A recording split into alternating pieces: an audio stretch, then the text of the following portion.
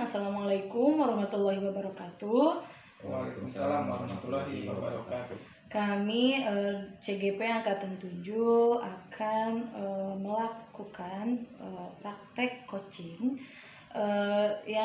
saya Azka Heria Ulfa berperan sebagai observer dan rekan saya Deddy Saptadi sebagai coach.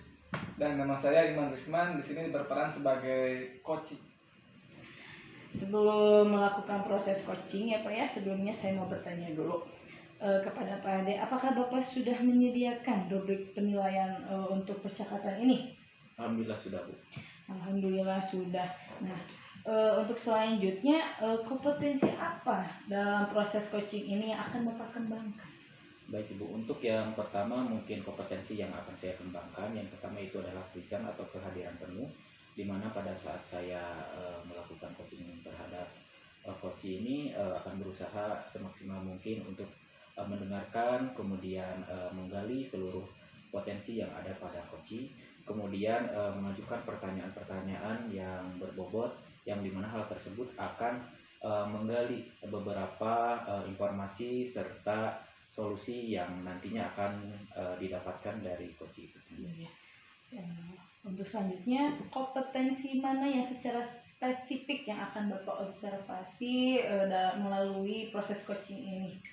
Tentunya yang akan saya gali kompetensinya yaitu yang berkaitan dengan permasalahan yang sedang terjadi pada seorang coach. Terus indikator ketercapaian dari tujuan pengembangan yang diinginkan apa dari percakapan ini gitu Pak? Di mana indikator yang saya harapkan itu terdapat solusi atau pemikiran-pemikiran yang positif yang nantinya akan saya temukan dari coach itu sendiri, sehingga nanti coach bisa mengambil tindakan-tindakan yang akan dilakukan. Iya, terima kasih Bapak telah menjawab berbagai pertanyaan yang telah saya sampaikan ke Bapak. Silahkan, saya persilahkan Pak Ade dan Pak Iman untuk melaksanakan proses coaching ini.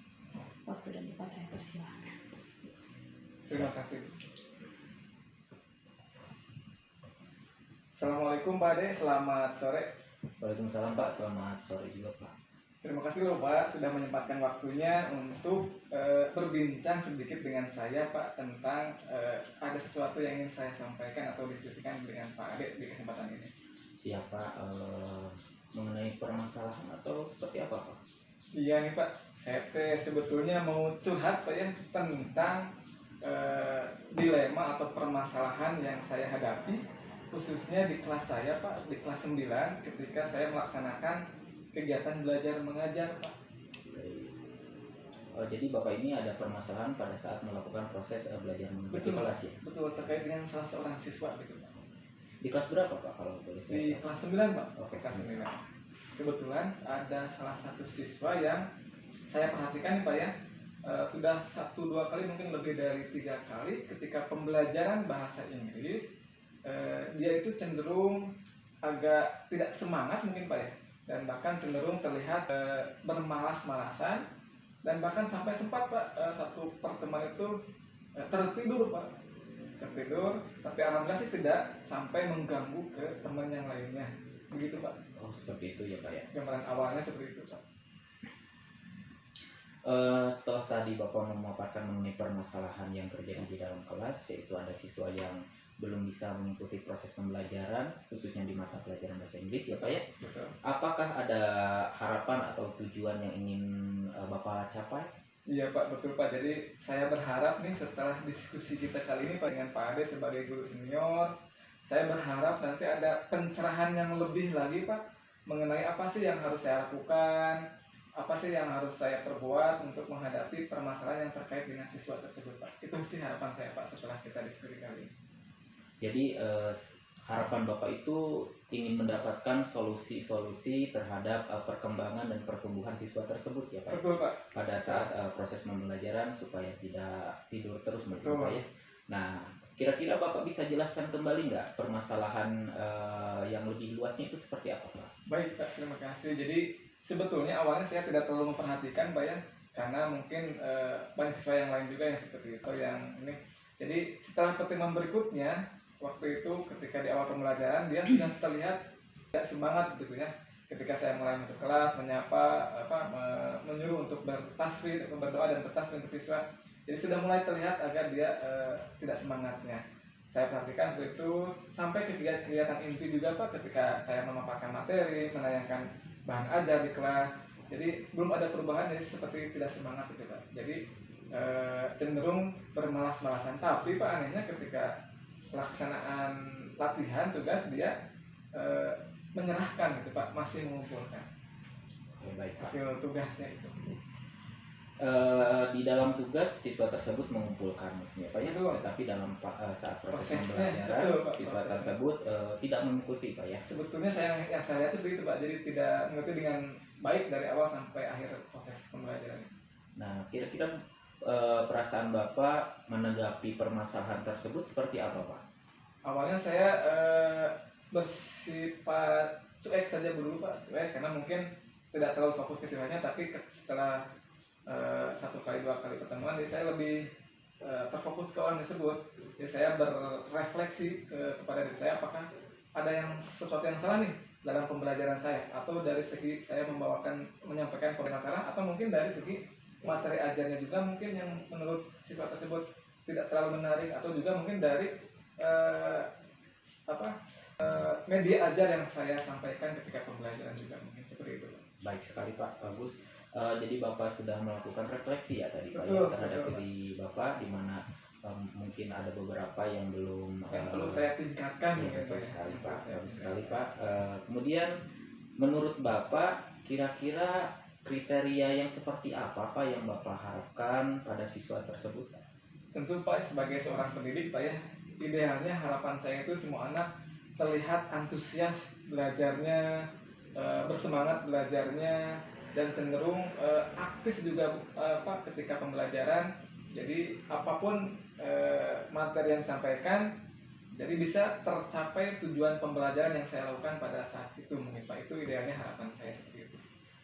Oke baik Pak. Jadi tadi Bapak sudah mengemukakan mengenai kriteria yang Bapak harapkan. Betul. Kira-kira dalam mewujudkan kriteria tersebut, Bapak harus memiliki kekuatannya. Betul. Kira-kira kekuatan apa yang Bapak miliki dan bisa Bapak lakukan terhadap peserta didik tersebut? Baik Pak, berbicara tentang kekuatan mungkin Pak yang saya rasakan atau yang saya rasa punya dalam diri saya itu adalah mengenai dari segi penguasaan materi Pak. Sebetulnya saya menganggap diri saya mungkin sudah agak ada persiapan lebih. Selain itu mungkin juga dari segi bahan materi, sebetulnya saya sudah menyediakan bahan materi yang diusahakan semaksimal mungkin, seideal mungkin sesuai dengan materi yang disampaikan supaya lebih menarik begitu Pak. Itu yang saya rasakan. Jadi Bapak sudah mempersiapkan semua aspek atau media yang akan membantu proses pembelajaran. Betul. Ya Pak ya. Betul. Jadi hal tersebut merupakan salah satu kekuatan yang Bapak miliki. Nah, kira-kira apakah dalam kekuatan yang Bapak miliki tersebut akan muncul gangguan-gangguan yang lain dalam mencapai tujuan yang Bapak harapkan? Pastinya ya Pak ya, yang namanya kita sudah berencana kan ketika pelaksanaan mungkin tergantung dari situasi dan kondisi di lapangan juga Pak ya. Tergantung juga mungkin dari kondisi si anak tersebut, apakah ketika dia datang ke sekolah atau ke kelas itu dalam keadaan moodnya baik untuk belajar. bisa saja kan ketika anak masuk ke kelas atau ke sekolah itu mereka dalam keadaan yang memang belum siap untuk belajar, bahkan cenderung membawa masalah dari rumahnya Pak. Jadi kalau gangguan saya rasa pasti ada mungkin Pak ya, dari entah itu dari lingkungan atau dari faktor si anak sendiri dalam diri anak tersebut misalnya. Baik Pak, jadi gangguan-gangguan itu bisa muncul dari anak itu sendiri mungkin ya, dari Salah satunya rumah, mungkin salah satunya. Nah, ketika gangguan-gangguan tersebut apabila terjadi nih ke depannya, apakah Bapak punya solusi untuk menangani gangguan tersebut? Sebetulnya Pak saya pernah mencoba nih memvariasikan pembelajaran saya. Waktu itu saya biasanya Pak saya melaksanakan tes atau latihan setelah pembelajaran itu menggunakan kertas biasa Pak ya.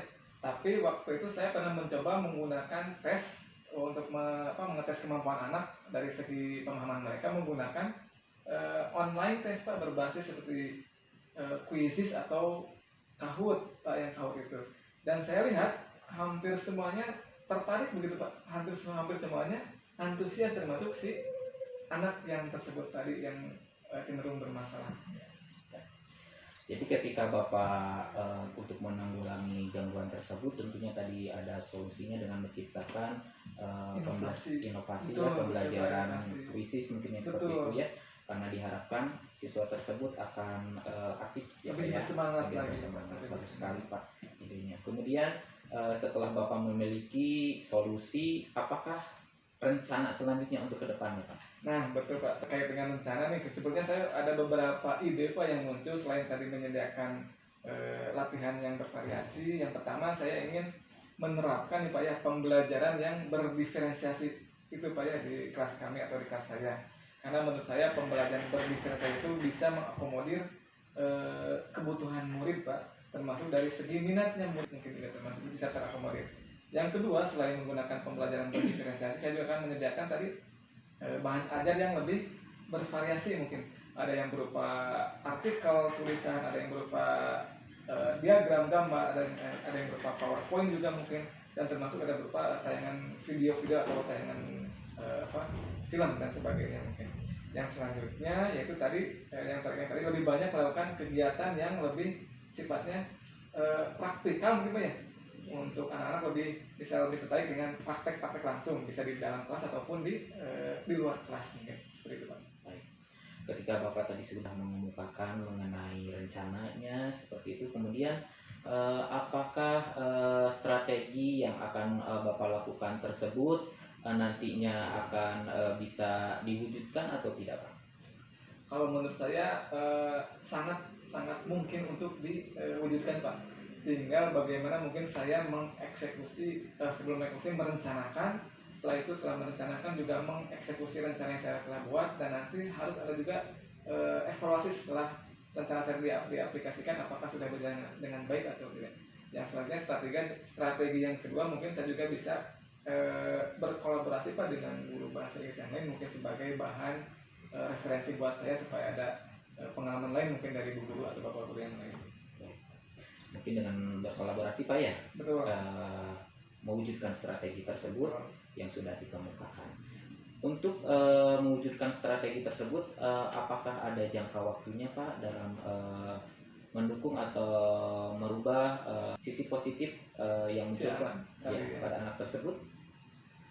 Target saya pasti cepat mungkin sebetulnya. Target saya mudah-mudahan bisa tercapai dalam waktu 1 minggu sekarang, 1 minggu ke depan. Mudah-mudahan ada perubahan dari si anak tersebut, tidak muluk-muluk Pak, mungkin perubahan dari semangatnya saja dulu, nanti mulai lebih ke hal yang lainnya mudah-mudahan bisa mengikuti. Baik, targetnya 1 minggu Pak ya. Mudah-mudahan dalam 1 minggu bisa tercapai Pak. Iya betul Pak. Kalau seandainya belum dan akan terus Bapak coba. Pastinya Pak, karena itu merupakan tanggung jawab saya sebagai seorang pendidik, jadi menyediakan melayani anak supaya bisa belajar dengan maksimal apapun kondisi mereka mungkin seperti itu Pak. Saya ucapkan terima kasih Pak karena tidak ada jangka waktu, tadi Bapak sudah menyebutkan minimal 1 minggu berusaha dengan semaksimal mungkin. Kemudian kalau untuk seperti ukuran keberhasilan yang Bapak inginkan ketika anak tersebut mengalami perubahan ke sisi positif itu seperti apa Pak ukuran keberhasilannya? ukurannya tentu saja si anak tersebut khususnya dan juga siswa-siswa yang lain menjadi lebih paham tentang apa kompetensi yang ingin dicapai ketika pembelajaran atau tujuan pembelajaran yang ingin dicapai pada saat pertemuan tersebut. Itu sih Pak tujuan khususnya. Kalau secara umum ya tentu saja mereka lebih bersemangat apapun materi pembelajarannya, siapapun gurunya mereka tetap bersemangat untuk belajar, antusias dan bahkan harus bisa aktif juga ketika belajar. Baik Pak, jadi ukuran keberhasilannya itu anak tersebut bisa melaksanakan berbagai proses pembelajaran, ya, salah satunya mungkin, kedua semangat dengan belajar di kelas, mungkin khususnya belajar bahasa Inggris Pak ya. Bahasa Inggris. Kemudian dalam mewujudkan ukuran keberhasilan tersebut tentunya ada komitmen nih yang ada pada diri Bapak. Komitmen seperti apa kalau boleh saya tahu? Jadi saya ingin memastikan bahwa saya bisa menyediakan tadi bahan ajar yang sangat menarik, menyediakan metode pembelajaran yang sangat bervariasi, mencoba menerapkan tadi pembelajaran berdiferensiasi untuk membuat anak lebih terpenuhi lagi kebutuhannya, mulai dari kesiapan belajarnya juga, minatnya juga mungkin salah satunya, dan juga dari profil belajarnya seperti gaya belajar dan sebagainya. Yang selanjutnya yaitu komitmen saya yaitu ingin supaya anak tersebut bisa memahami kompetensi yang dicapai ketika pembelajaran. Oke, baik. Jadi dalam komitmen ini Bapak akan mewujudkan seluruh strategi yang sudah Bapak rencanakan yang sudah kita membahas tadi. Nah, ketika Bapak mewujudkan komitmen tersebut, apakah ada orang yang ikut andil membantu dalam menjaga serta mewujudkan komitmen tersebut? Pastinya Pak ya, saya perlu bantuan mungkin baik dari rekan sejawat, baik dari mungkin saya juga akan berkomunikasi dengan guru BK Pak kalau diperlukan, jadi supaya bisa mengetahui karakter si anak tersebut, mungkin ada permasalahan yang dialami atau kondisi seperti apa yang bisa dialami yang tidak dipahami Pak, mungkin bisa dipahami oleh si guru BK tersebut. Yang selanjutnya saya tadi akan bekerja sama dengan guru bahasa Inggris yang mengajar di kelas 8 Pak, di kelas 8. Selanjutnya mungkin saya juga akan berkoordinasi dengan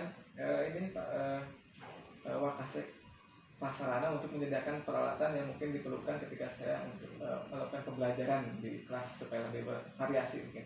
Salah satunya mungkin menyediakan video, LED, speaker dan sebagainya. Jadi orang-orang yang akan membantu dalam menjaga komitmen tersebut sangat banyak sekali Pak ya. Betul Pak. Jadi Bapak melakukan kolaborasi diantaranya mungkin dengan rekan kerja, kemudian dengan guru BK atau dengan menggunakan fasilitas-fasilitas yang ada pada di sekolah tersebut. Oke, baik Pak.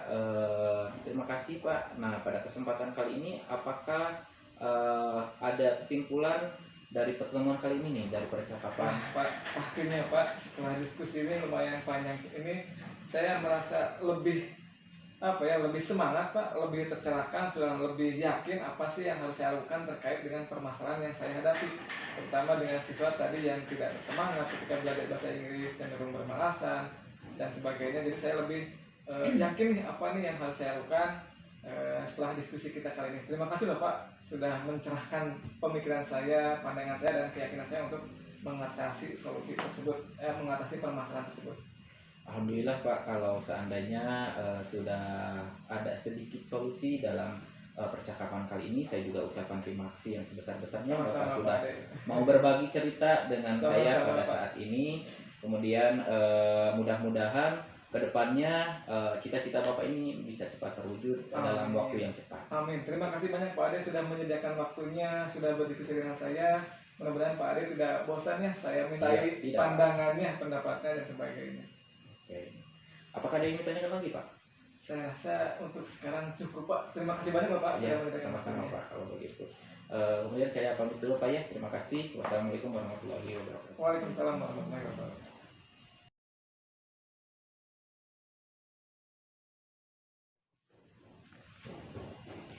Alhamdulillah ya, ketika saya mengamati Bapak dalam melaksanakan proses coaching ini sangat-sangat luar biasa sekali ya. Bapak dengan secara terbuka mengutarakan permasalahan yang terjadi di kelas, dan juga Pak Ade juga dengan kesadaran penuh menjadi pendengar yang baik juga. Bagus sekali ya Pak ya sebagai coach. Nah, dari hasil dari kesimpulan hasil coaching ini apa yang Bapak dapatkan gitu? Kesimpulan pada sesi coaching ini beserta dengan Pak Iman tadi, yang pertama yaitu pada saat saya melakukan coaching, yaitu dengan menggunakan alur cerita sudah tersampaikan, dan alhamdulillah muncul beberapa solusi yang muncul dari seorang coaching. Kemudian yang kedua yaitu munculnya komitmen yang akan diwujudkan oleh seorang coach itu sendiri, di mana komitmen tersebut akan mewujudkan harapan dan tujuan yang dicita-citakan atau yang diinginkan. Kemudian tanggung jawab dan rencana yang akan dilaksanakan itu muncul beberapa target, khususnya mungkin dalam 1 minggu. Mudah-mudahan target tersebut bisa terlaksana, dan dengan menggunakan strategi-strategi yang saya rasa cukup baik sekali, yaitu dengan media pembelajaran yang menarik yang bisa membangkitkan motivasi intrinsik yang ada pada siswa tersebut. Terima kasih Bapak atas jawabannya, juga kesimpulannya dari proses pelaksanaan coaching ini telah terlaksana dengan sangat baik ya Bapak. Tentunya saya ucapkan terima kasih kepada Bapak-bapak di sini, dan alhamdulillah proses coaching sesi 3 alhamdulillah sudah terlaksana. Kami pamit. Wassalamualaikum warahmatullahi wabarakatuh.